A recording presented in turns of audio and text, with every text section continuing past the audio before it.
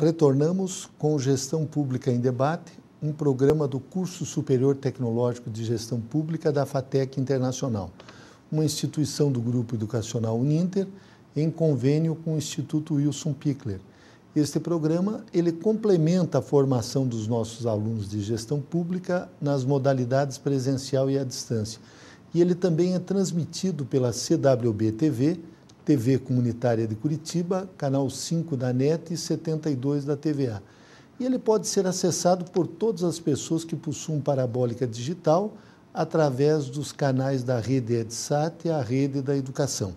Neste segundo bloco, nós vamos debater o tema A Justiça e o Meio Ambiente. E para isso nós convidamos o professor Anderson Furlan, ele é juiz federal. O professor Anderson Furlan Freire da Silva, ele é presidente da Associação Paranaense dos Juízes Federais, a PAJUF. Ele é juiz federal titular da Vara Federal de Execuções Fiscais, diretor da Subseção Judiciária de Maringá, especialista, mestre e doutorando em Ciências Jurídicas e Econômicas pela Faculdade de Direito de Lisboa, Portugal, professor de Direito Tributário e Ambiental, professor da Escola de Magistratura Federal do Paraná, a ESMAF Paraná, autor de obras publicadas no Brasil e no exterior, sendo o coautor de obras de direito ambiental e elementos de direito ambiental publicadas pela editora Forense. Essas obras todas nós vamos, pelo menos as últimas 3, vamos abordar nesta entrevista. Doutor Anderson Furlan, eu quero agradecer muito a sua presença em Gestão Pública em Debate e gostaria, ao iniciarmos esta nossa conversa, que o senhor nos falasse a respeito do Conselho Nacional de Justiça, que é uma entidade nova que tem gerado algumas polêmicas em relação ao Poder Judiciário, que foi criada numa emenda constitucional e que hoje, podemos assim dizer, ela exerce um papel de fiscalizador do Poder Judiciário, não em relação digamos assim, às decisões dos juízes, mas em relação às práticas forenses, aos prazos, enfim. Eu gostaria que o senhor abordasse o Conselho Nacional de Justiça e qual é a visão que os juízes federais têm a respeito deste órgão, que também é composto por juízes federais. Bem, o Conselho Nacional de Justiça, ele foi chamado, quando de sua criação, como o controle externo do Poder Judiciário. E o que é o Conselho Nacional de Justiça? E doravante vou chamar apenas de CNJ. Certo. O que é o CNJ? O CNJ é um órgão que, apesar do nome popular de ser controle externo, ele é um órgão integrante do Poder Judiciário, está apenas abaixo do Supremo. Ele é composto por 15 juízes, foi criado por uma emenda constitucional em 2004, começou a atuar em 2005, e a função precípua do CNJ é gerir ou dar diretrizes para que o Poder Judiciário tenha uma estrutura administrativa compatível e eficiente com o seu tamanho e as suas funções, e também conhecer e processar reclamações contra juízes. O CNJ tem feito isso muito bem ao longo dos anos. Na área administrativa, o CNJ, por exemplo, estabeleceu metas de julgamento em que obrigava os juízes a julgar determinadas ações até determinado prazo, de forma que a população obtivesse uma resposta jurisdicional mais rápida. Então o CNJ fez isso, acompanhou em diversas matérias. Eram as chamadas metas do CNJ. A mais famosa foi a meta 2, que foi a meta em que o CNJ obrigou que os juízes julgassem todas as ações protocoladas, salvo engano, até 2005. Existiam pelo Brasil muitas ações protocoladas antes de 2005 que não haviam sido julgadas. E o CNJ estabeleceu na meta 2 que elas fossem julgadas até determinado prazo. Além disso, o CNJ também está centralizando as informações sobre as prisões no Brasil para ter um controle efetivo. Veja, o CNJ realizou um mutirão carcerário no Brasil inteiro. O CNJ conseguiu descobrir no Brasil, um verdadeiro descalabro em relação a toda a massa prisional. Não é porque a pessoa cometeu um crime que ela pode ser jogada na latrina pública. Não é isso. Então o CNJ conseguiu identificar prisões que tratavam os réus ou os presos como cidadãos de segunda categoria, sem qualquer direito, sem qualquer ambiente adequado para que ele pudesse cumprir sua pena e, muito pior, sem qualquer condição de ser ressocializado. Então o CNJ descobriu esse fato, começou a investigar, fez grandes mutirões e propôs ao governo melhoria no sistema prisional. Então tudo isso faz parte da gestão administrativa, que também concerne ao Poder Judiciário. Na questão fiscalizatória, igualmente importante, o CNJ ao longo dos anos tem aberto vários procedimentos contra juízes. Até agora, 46 juízes já foram punidos. E essa é a controvérsia que mais tem chamado a atenção da mídia hoje. Por quê? Porque o Supremo Tribunal Federal está para julgar uma ação em que ele quer diminuir, ou pelo menos a mídia apresenta dessa maneira, em que há uma tendência a se diminuir o poder da corregedoria. O que é diminuir o poder da corregedoria? Segundo se especula pela mídia, há uma tendência no Supremo em que não possa o CNJ conhecer e processar os juízes de maneira originária. Ou seja, primeiro deveria ser ouvida a corregedoria do tribunal local para apenas depois o CNJ poder se manifestar como uma instância recursal da corregedoria. Um juiz, então, que cometesse uma irregularidade, primeiro deveria ser processado pela corregedoria e apenas depois o CNJ poderia atuar. Hoje não é assim. O CNJ atua originariamente. Qualquer cidadão encaminha uma reclamação para o CNJ e o CNJ instaura um procedimento contra o juiz. E havia essa tendência, segundo se especula a mídia, no Supremo Tribunal Federal, e a ministra Helena Calmon foi à mídia e deu sua versão dos fatos e instalou-se a celeuma. Não é? Qual é a nossa opinião, pelo menos a minha opinião pessoal, e é comungada por vários juízes? A minha opinião pessoal é que o CNJ deve continuar julgando o juiz originariamente. Essa questão que chegou ao Supremo é a questão que foi levantada por um juiz do Maranhão. Esse juiz do Maranhão, ele quer ser julgado primeiro pela corregedoria do seu tribunal e apenas depois pelo CNJ. É um pleito legítimo? Vamos analisar melhor esse fato. No Maranhão, em 2007, existiam mais de 100 reclamações protocoladas contra juízes. Em 2011, nenhuma ainda havia sido julgada. Então é natural que esse juiz queira ser julgado pela corregedoria do Tribunal do Maranhão. Até eu, se fosse investigado, gostaria que eles me julgassem. Porque de 100 até 2011 não julgaram nenhuma. Não é? No entanto, a Constituição é muito clara. A Constituição diz lá, cabe ao CNJ conhecer e processar reclamações contra juízes. Parece óbvio que é conhecer originariamente, sem pedir autorização para a Corregedoria do Estado. Não obstante, o CNJ tem, na sua prática administrativa, na maior parte dos casos, ele tem determinado que determinados processos sejam devolvidos à Corregedoria e que a Corregedoria cumpra a sua função fiscalizatória, mas o CNJ fixa um prazo para que ela termine. E se não terminar, o CNJ determina que ela termine o procedimento e aí sim, avoca os autos para ele julgar. Doutor Furlan, o argumento que se utiliza, o senhor citou bem o exemplo do Maranhão, é que muitas corregedorias, elas protelam o julgamento e o crime que eventualmente aquele magistrado estaria incluso, ele acaba prescrevendo. É mais ou menos isso? É justamente isso, né? Os juízes são seres humanos, não são anjos, não são demônios, né? Em toda corporação, como é no legislativo, como é no executivo, como é na polícia, como é na instituição privada, há bons e há maus profissionais. O problema é que no serviço público em geral, há um certo espírito de corpo, um corporativismo muito grande. Eu dou o exemplo da Justiça Federal, onde eu trabalho. Por diversas vezes, já iniciamos sindicâncias contra servidores públicos, mas a lei diz que na sindicância, o servidor público deve ser investigado pelos seus próprios pares. Ou seja, onde trabalha o servidor, se escolhe mais 2 ou 3 servidores para compor uma comissão de sindicância que vai processar o investigado.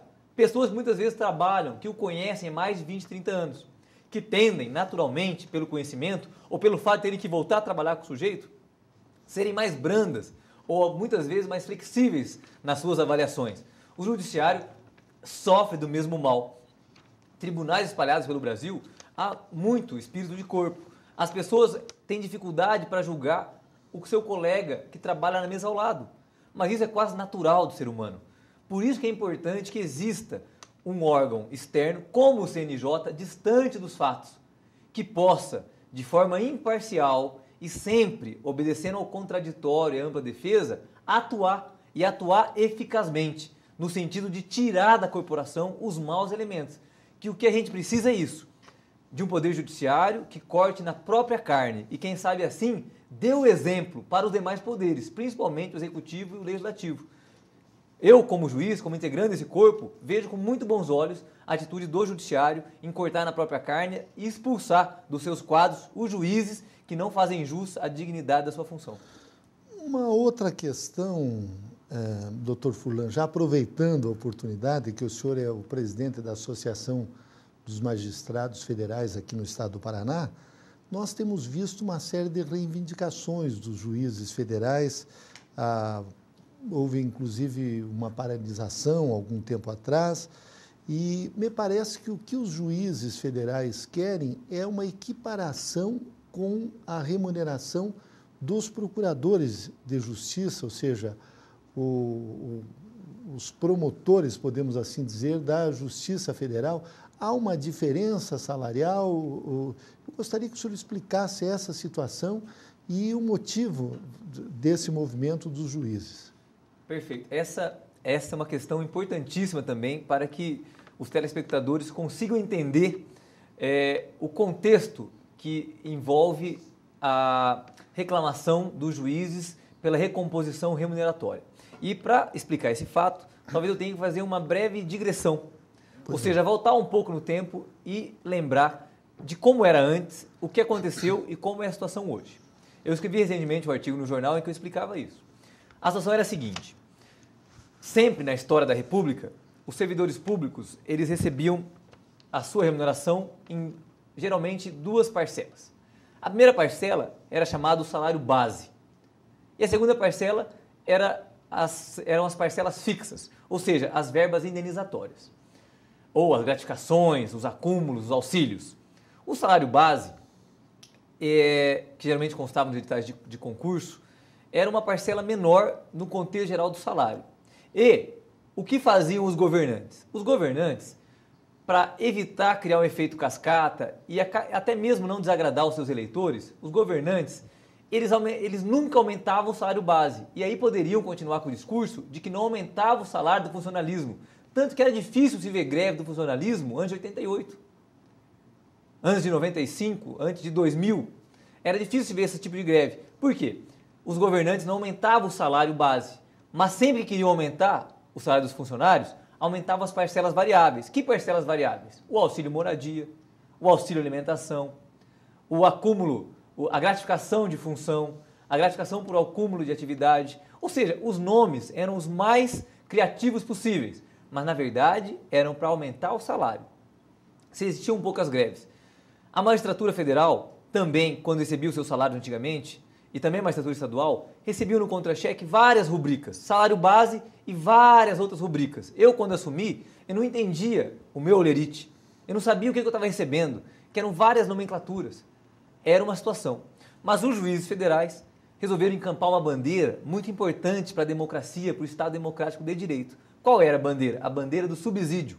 Porque nós entendemos que todos os servidores públicos, eles têm que receber uma parcela única, de modo que o contribuinte, qualquer pessoa que paga seus impostos, a população em geral, possa saber quanto recebe o funcionário público.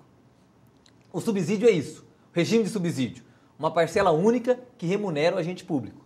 E nós fomos à luta, convencemos o Congresso, a sociedade se mobilizou e foi aprovado. Foi aprovado em 2000, eu não me lembro bem, o regime de subsídio do serviço público. Cada servidor público deveria receber uma parcela apenas.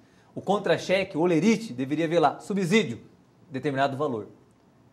E, não obstante isso, nós também lutamos por uma outra conquista histórica, que era o estabelecimento de um teto. Ou seja, no serviço público brasileiro, ninguém poderia receber mais do que o subsídio do ministro do Supremo Tribunal Federal, que era o teto do serviço público brasileiro.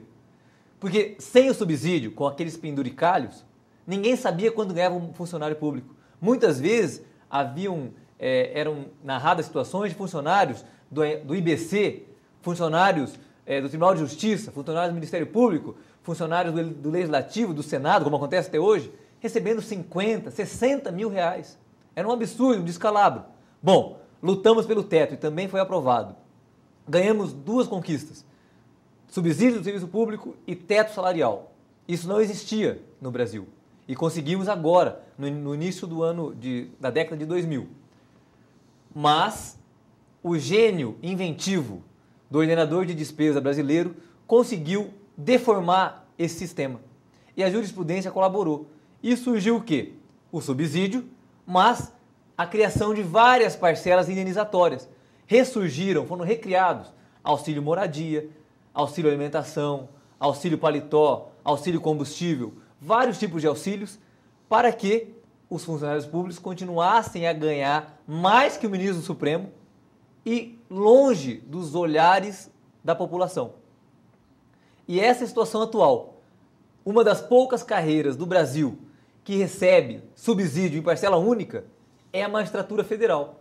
Nós recebemos nosso contra-cheque uma única rubrica. Só que os servidores públicos que trabalham para os juízes estão ganhando mais que os juízes. Os delegados de polícia, às vezes, ganham mais que os juízes. Os promotores ganham mais que os juízes. Qualquer funcionário do Senado Federal ganha mais que os juízes, porque eles têm as suas verbas indenizatórias que acrescem no seu subsídio e ganham mais que o ministro do Supremo Tribunal Federal, que não tem nenhuma verba indenizatória, exceto o auxílio moradia. Mas os juízes federais não têm nem auxílio moradia. E há uma diferença entre o que ganham o Ministério Público Federal e os juízes federais? É uma diferença muito grande? Existe também uma diferença de regime jurídico. O regime jurídico do Ministério Público Federal e do Ministério Público em geral garante mais direitos ao Ministério Público do que ao juiz. Só que, no Estado brasileiro, a base de comparação do Poder Judiciário, que deve ser o espelho para as demais carreiras, é o juiz e não o promotor. É o juiz, é o salário do ministro do Supremo, que é a base do serviço público. É o estatuto jurídico da magistratura, que deve ser a base dos demais direitos.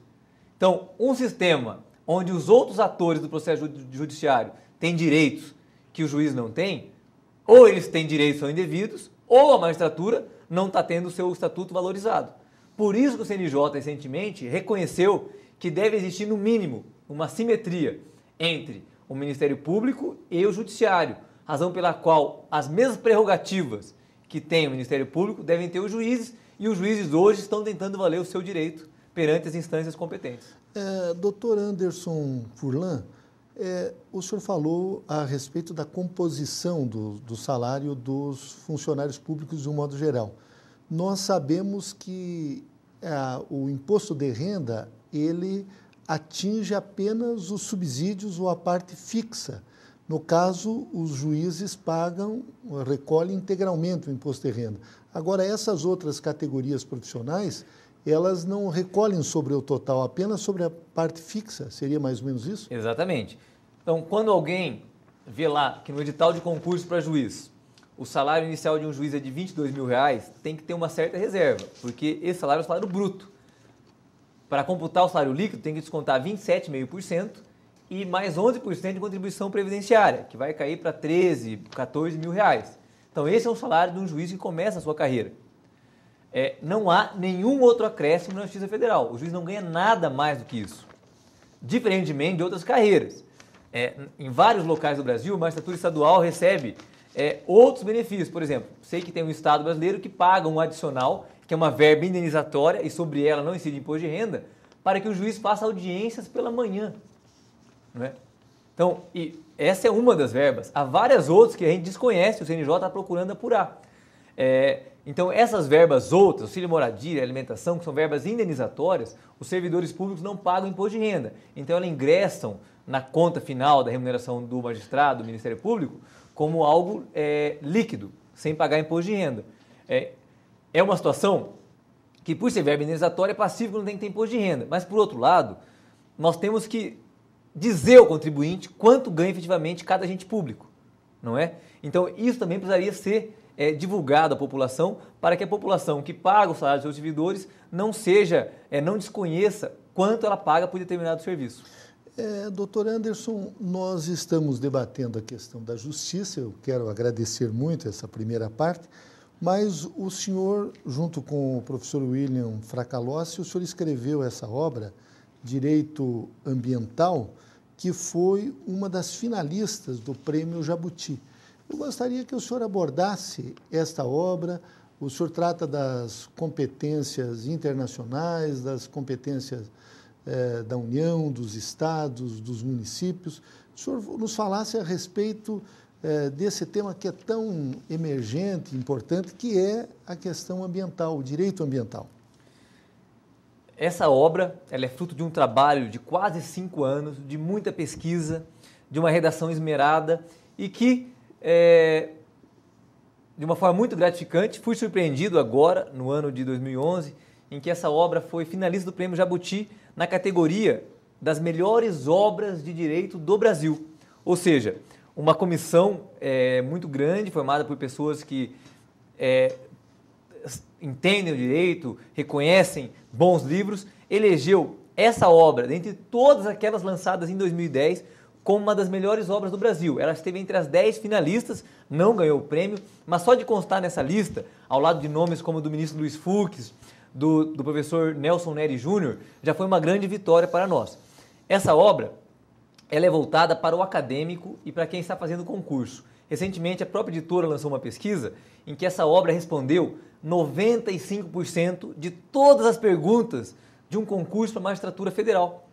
Ou seja, os examinadores já usam essa obra para fazer os seus questionamentos. E eu posso assegurar que quem comprar essa obra, o leitor que for estudar por essa obra, certamente vai ter em sua mão uma ferramenta muito eficaz para aprender bem o direito ambiental, porque ela foi escrita em linguagem muito fácil, e vai aprender bem, não apenas a doutrina, ele vai ter acesso aos principais doutrinadores, a toda a jurisprudência mais atualizada e aos principais comandos normativos. Ou seja, nessa trilogia, ele vai poder compreender o direito ambiental como um todo e vai estar se preparando para advogar, para trabalhar como procurador, como juiz, para fazer suas peças e, mais importante, ele vai estar se preparando para os melhores concursos do Brasil estudando por essa obra.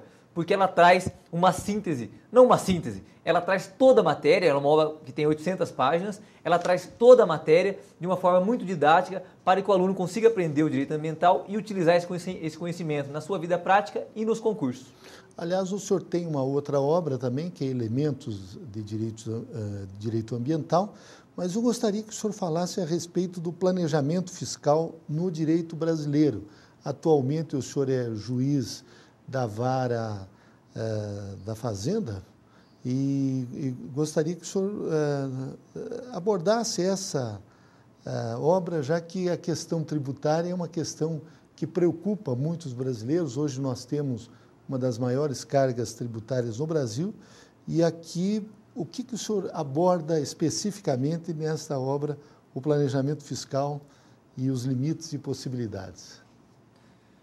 Essa é uma obra também que eu escrevi com muito carinho, muito prazer. Ela foi lançada agora em julho e, para minha surpresa, em 15 dias ela se esgotou no estoque da editora. Hoje só pode ser encontrada nas livrarias e pela internet.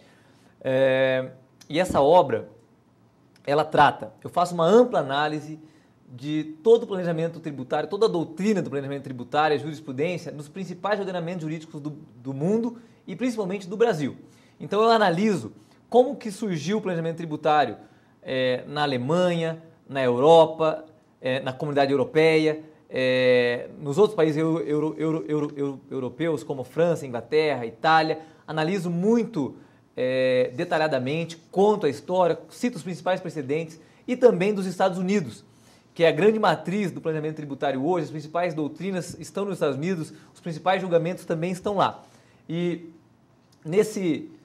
nessa obra, eu mostro para o contribuinte quais são os caminhos que ele pode tomar para fazer um gerenciamento da carga tributária. Ou seja, pagar os tributos dentro da lei, mas de maneira em que sua carga tributária seja a mais justa possível. Pagando, porque muitas vezes a legislação dá essa oportunidade, para ele pagar menos dentro da lei. Com esse livro, ele vai saber até onde ele pode ir para pagar menos tributos, mas sempre dentro da lei e dentro do espírito da Constituição. Então, o doutor Anderson Furlan, ele é o juiz titular da Vara Federal de Execuções fiscais, e eu não tenho dúvidas de que aqui o senhor tem uma orientação não apenas para os cidadãos, mas também para as empresas brasileiras. Doutor Anderson, eu quero agradecer muito a sua presença em Gestão Pública em Debate. Não tenho dúvidas de que o senhor contribuiu para a formação dos nossos alunos. Muito obrigado. Eu que agradeço.